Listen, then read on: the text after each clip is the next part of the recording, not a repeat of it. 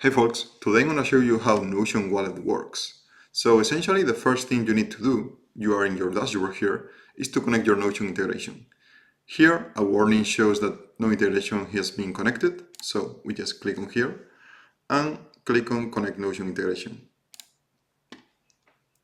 So essentially here you need to select your Notion account and then click Next.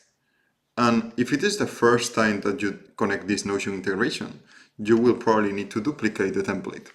Because if you don't have the template in your workspace, then you need to select the first option. If you already have the template, you can select this option, which just grants access to the integration for your existing connections.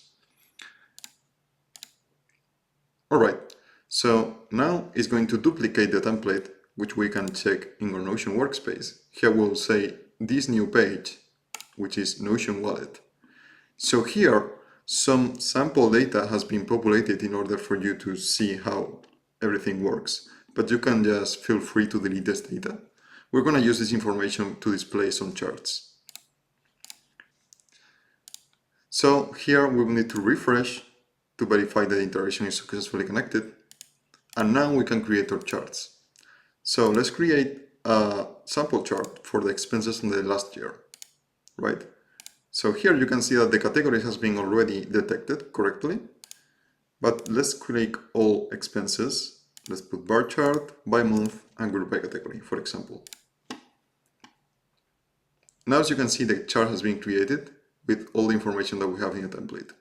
So if we wanted to add a new expense, for example, a supermarket expense on target, you just click new, let's say target, and let's say that we spend like 40 bucks, and we should select here category supermarket.